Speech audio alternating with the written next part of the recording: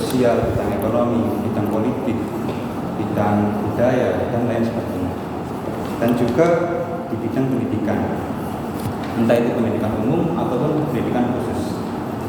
Di dalam Pasal 32 Undang-Undang Nomor 20 Tahun 2003 dijelaskan bahwasanya pendidikan khusus merupakan pendidikan bagi peserta didik yang memiliki tingkat kesulitan dalam mengikuti proses pembelajaran karena kelainan fisik, emosional, mental, dan sosial, dan atau memiliki potensi kecerdasan dan bakat istimewa. Jadi anak berkebutuhan khusus juga memiliki hak yang sama, memiliki akses yang sama atas pendidikan, dan juga berbagai kebijakan yang ada di dunia pendidikan, seperti kebijakan baru dalam dunia pendidikan saat ini, yaitu mengenai kurikulum Merdeka Belajar. Merdeka Belajar di sini dimaknai merdeka dalam berpikir kritis. Guru sebagai fasilitator bagi muridnya dalam menemukan suatu pengetahuan dan pemecahan masalah. Guru dan murid ini di dalam sistem pembelajaran merupakan subjek. Jadi guru bukan lagi dijadikan sebagai asal kebenaran, akan tetapi antara guru dan murid ini saling berkolaborasi, saling berdiskusi untuk menemukan suatu pengetahuan dan memecahkan masalah.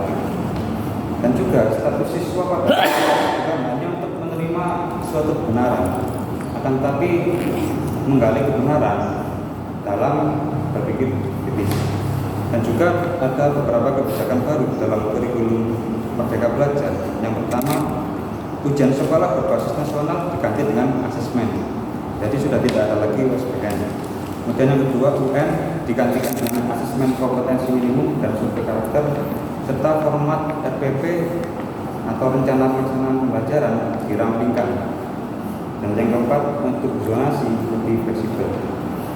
Ada 5 pokok penting di dalam kurikulum Merdeka Belajar. Yang pertama itu belajar bukan untuk mengikuti ujian, akan tetapi untuk mencapai tujuan belajar yang bermakna.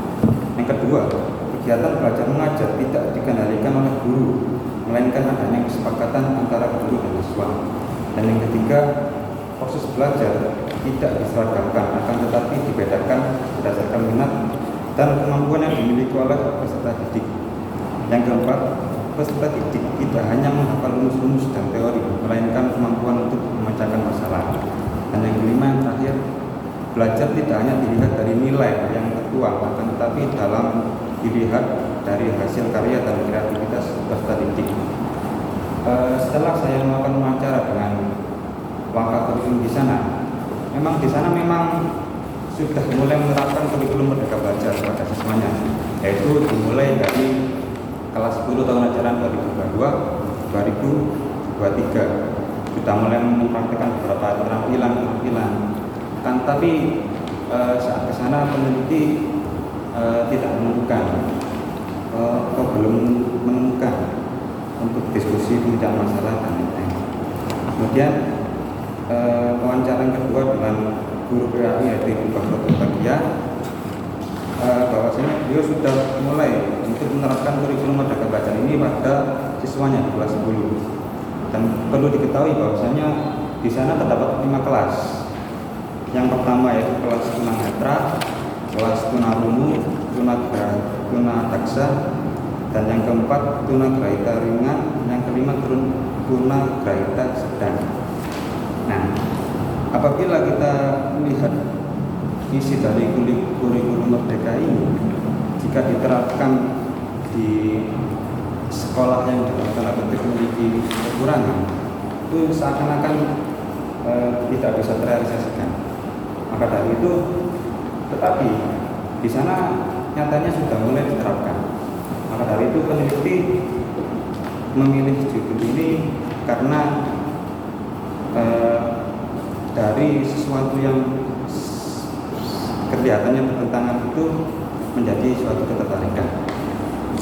Maka dari itu peneliti mengambil judul strategi guru PAI dalam melakukan dan menerapkan kurikulum Merdeka Belajar pada siswa SMNP Kota Pasuruan. Artinya di sini strategi guru ini dijadikan sebagai suatu cara atau rencana yang disusun oleh seorang pengajar atau seorang guru di situ, sehingga tercapai tujuan untuk mengenalkan dan menerapkan kebijakan baru, yaitu kurikulum Merdeka Belajar.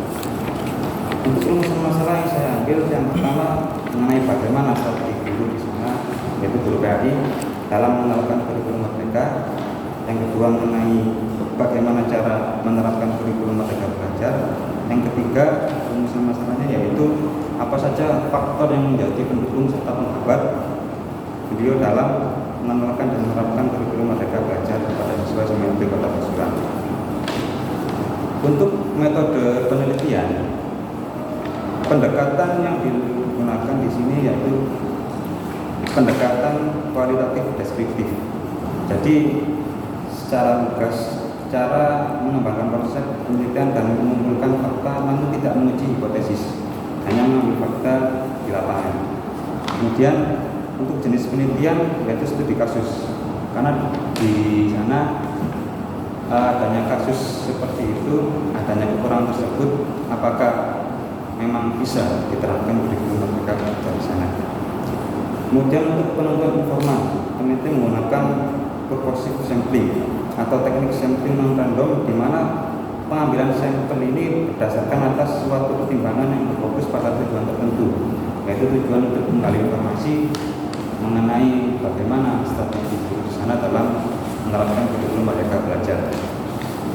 Kemudian untuk data dan sumber data primer yaitu hasil observasi serta wawancara dengan pakar kurikulum serta guru mapel PAI.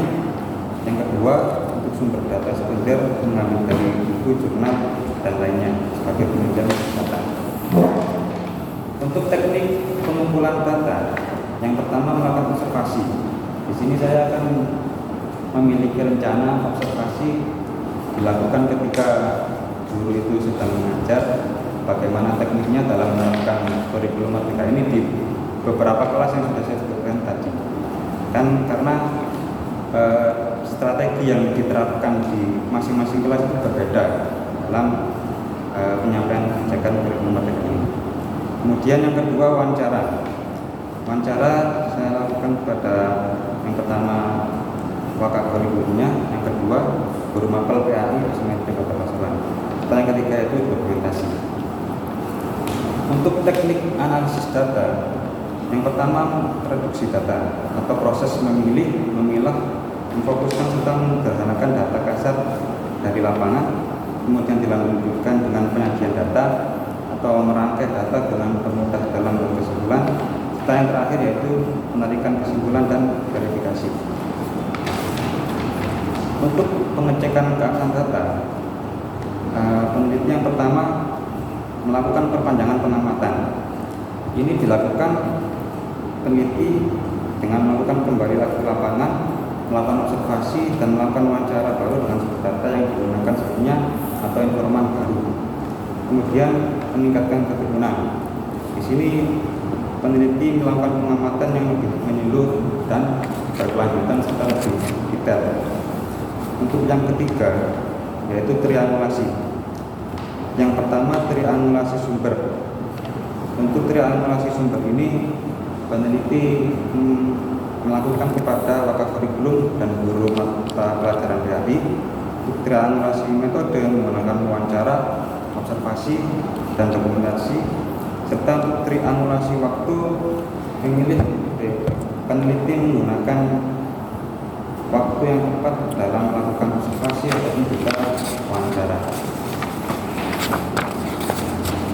Itu yang bisa saya sampaikan dalam pemaparan seminar ini. Sudah ya, selesai.